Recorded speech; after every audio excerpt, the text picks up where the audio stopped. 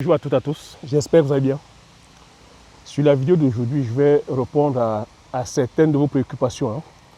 Vous m'avez demandé de Cyril, voilà, quel est entre l'élevage de poulets de chair et l'élevage des poules pondeuses, lequel des deux élevages est plus profitable, lequel des deux élevages est plus rentable. Donc sur cette vidéo, je vais essayer comme ça de détailler avec vous les points forts et les points faibles des deux différents types d'élevage, afin que chacun de vous puisse voilà, faire votre propre idée. Et au finish, on pourra comme ça décider le type d'élevage le plus rentable. Donc vous savez aussi que j'ai toujours coutume à vous dire, ma mission n'est pas de vous influencer, non. Mon but ici, c'est-à-dire que voilà, ce n'est pas de vous brider, c'est de laisser libre cours, c'est-à-dire voilà, à votre imagination. Donc, l'élevage, on se lance, comme je dis, dans peu importe le type de business, on se lance dans chaque type de business par rapport à sa sensibilité, non? Par rapport à sa connaissance. Donc, je vais vous demander pour ces deux types d'élevage de vous former. J'ai coutume à vous dire ici de vous entourer voilà, des experts, d'aller auprès de vos pairs, d'aller auprès des fermiers, des agriculteurs, vous former.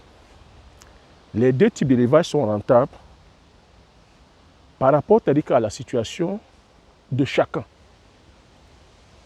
Je vais commencer par l'élevage de poulet de chair. L'élevage de poulet de chair, voilà, je vais commencer par les points forts. On se lance généralement dans l'élevage de poulet de chair parce que, il y a une demande sur le marché, c'est-à-dire que l'Afrique a un besoin criard, c'est-à-dire que voilà, en demande de protéines. Et ce n'est pas que l'Afrique, le poulet de chair est consommé de partout dans le monde. Hein. Par rapport à la rapidité, en 45 jours, voilà, on peut voilà, les poulets sont disponibles sur le marché. Donc le poulet de chair, quand tu le prends, c'est-à-dire qu'en poussin d'un jour, en 45 jours, tu peux déjà sortir tes poulets. Voilà un des avantages. Deuxième avantage, c'est qu'on peut commencer avec l'élevage de poulet de chair avec un très faible budget. Avec un faible budget, tu peux commencer ton élevage de poulet de chair. Avec le poulet de chair, voilà, comme je dis, le deuxième avantage, je vous ai dit, premier avantage 45 jours, deuxième avantage, très peu de budget.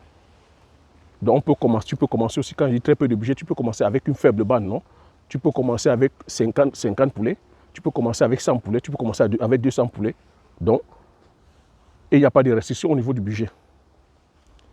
Le troisième avantage aussi, c'est qu'avec les poulets de chair, en termes d'alimentation aussi, non?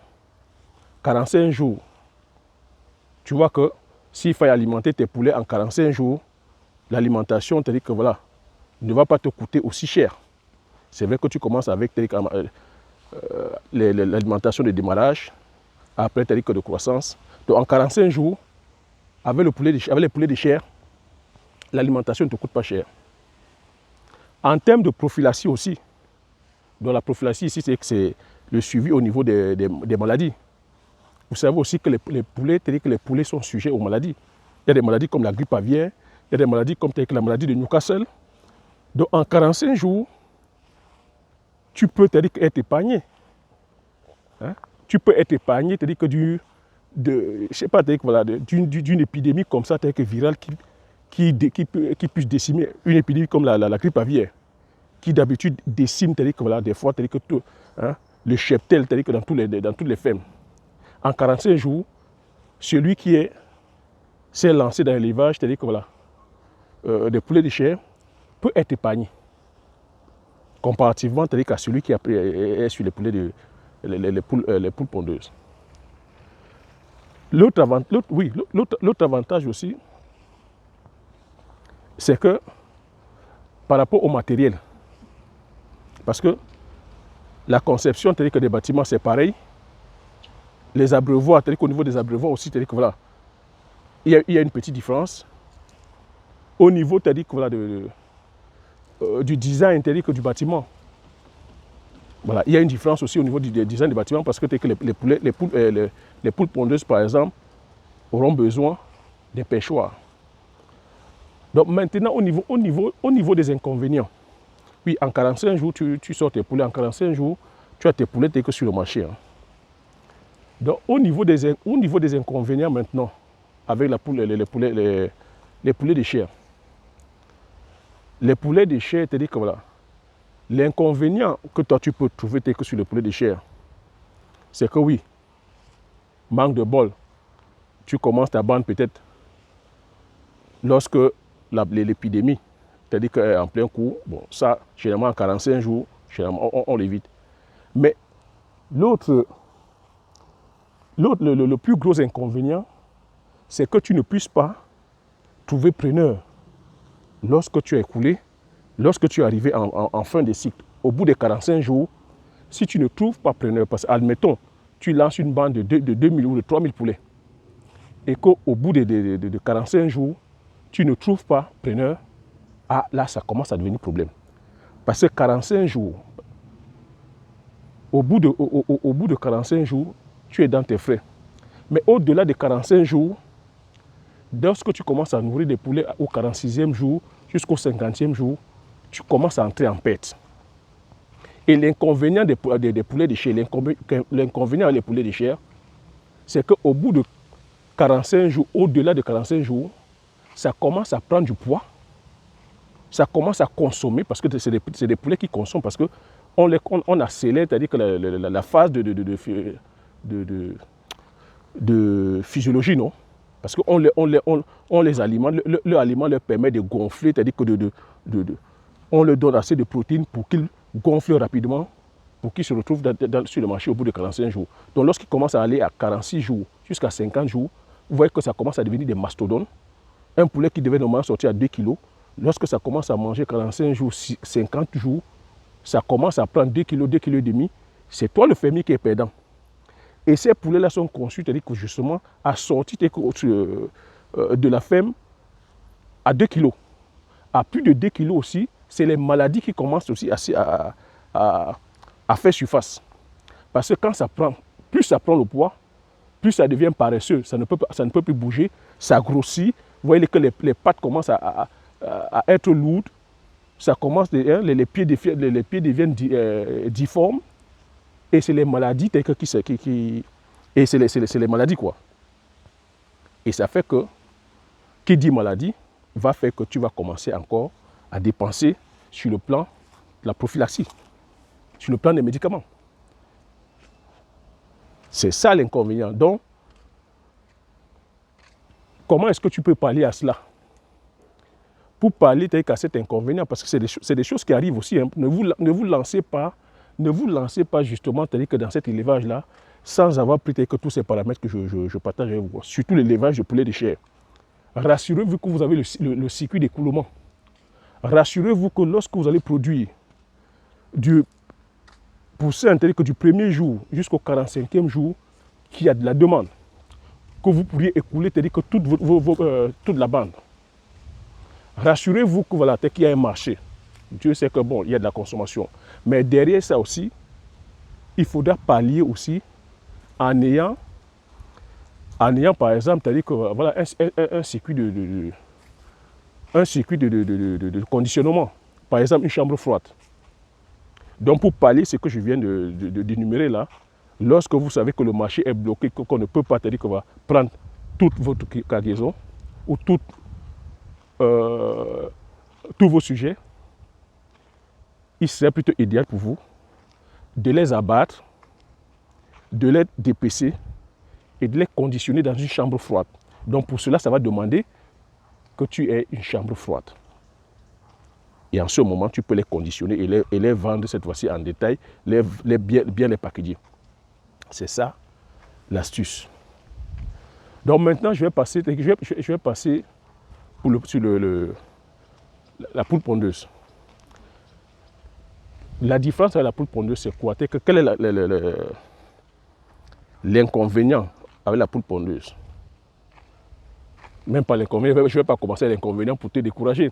Je vais dire pour la poule pondeuse, je vais demander pour celui ou ceux qui aimeraient se lancer sur l'élevage des poules pondeuses, ça va demander que la personne soit quelqu'un de patient, de courageux, de persévérant, une personne qui a une vision sur le long terme, et ça demande les moyens. Oui, ça demande les moyens. C'est là, elle est là la différence. J'avais dit, élevage de poulet de chair, ça demande peu de moyens. N'importe qui peut se lancer dans l'élevage de poulet de chair. Tu peux commencer avec une bande de 5, tu peux commencer avec 5 poules, tu peux commencer avec 10 poules, tu peux commencer avec 50 poules, tu peux commencer avec 100 poules, et il n'y a pas de restriction. Mais au niveau des poules pondeuses, non. Ça demande d'avoir des moyens. Ça demande d'être patient. Ça demande d'être courageux.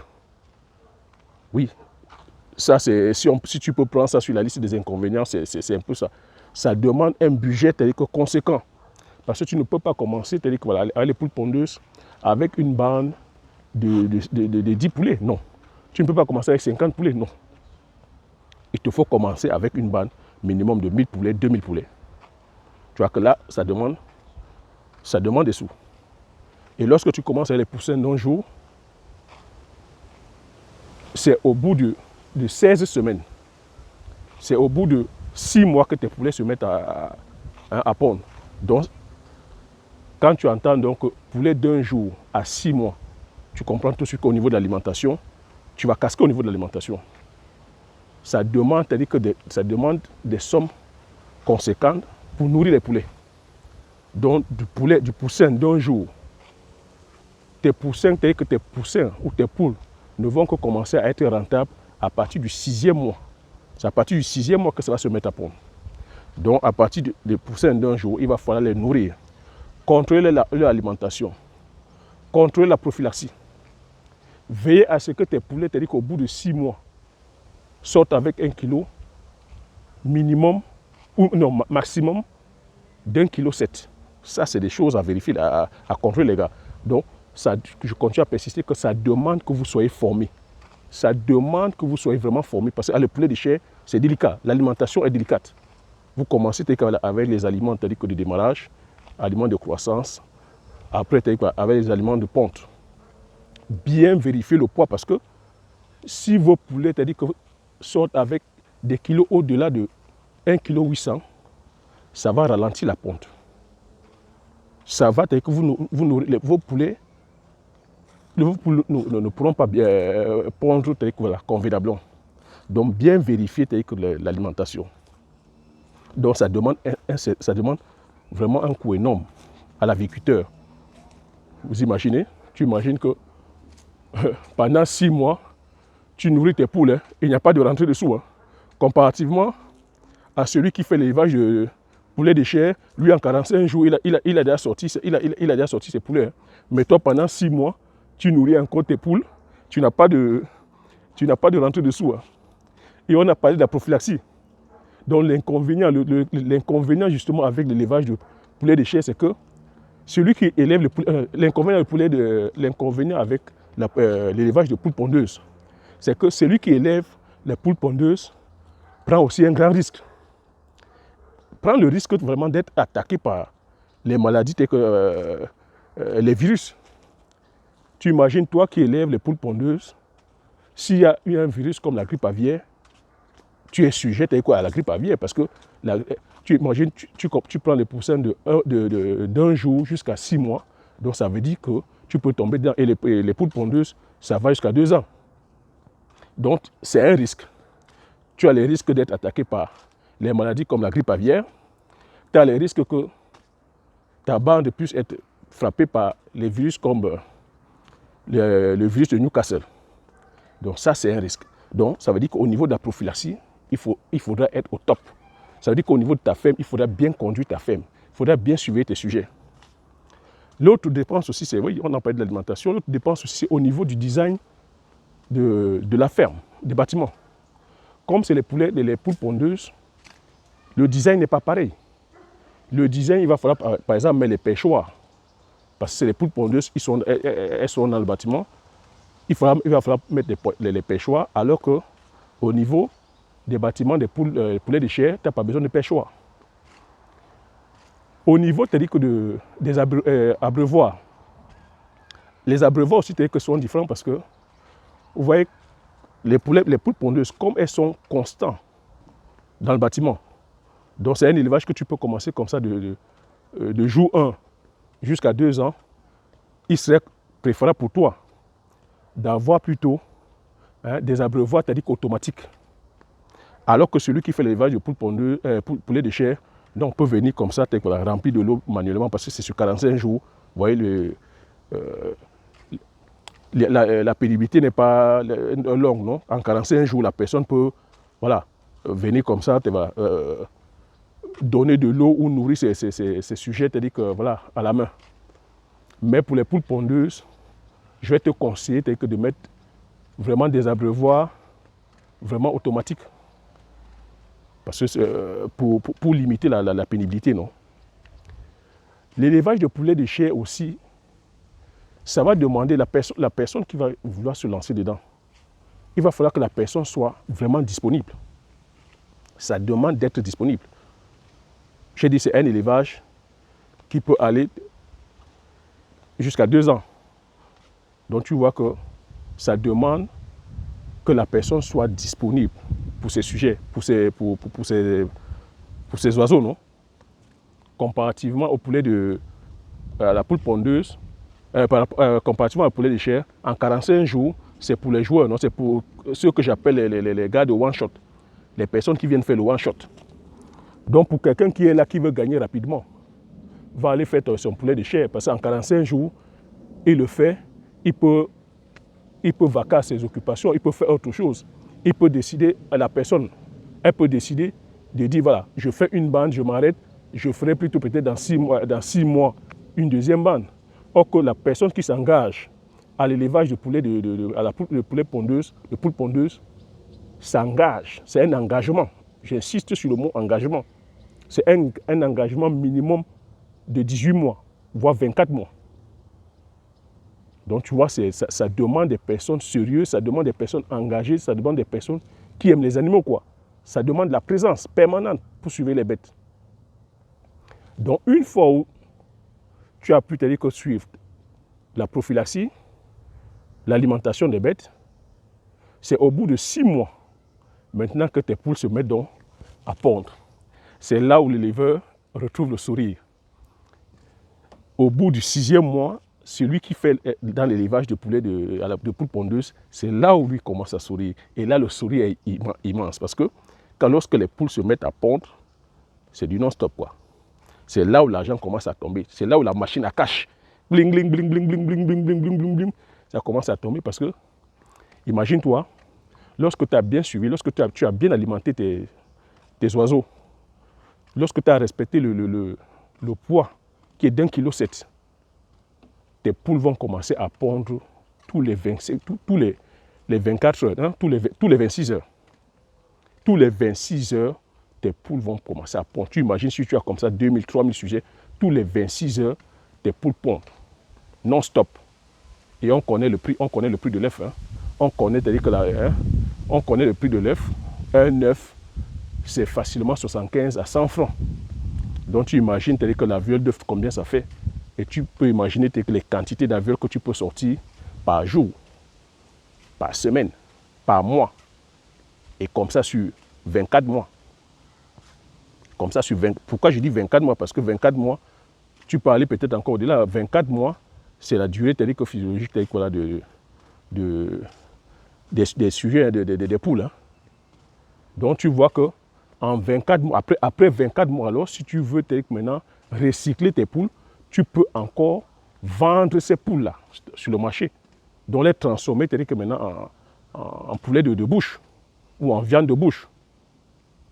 Tu vois que s'il faille maintenant faire la synthèse, ou s'il faille dire quel est le type d'élevage qui rapporte le plus, je dirais que c'est l'élevage de poules pondeuses qui rapporte plus que l'élevage de poulet de chair.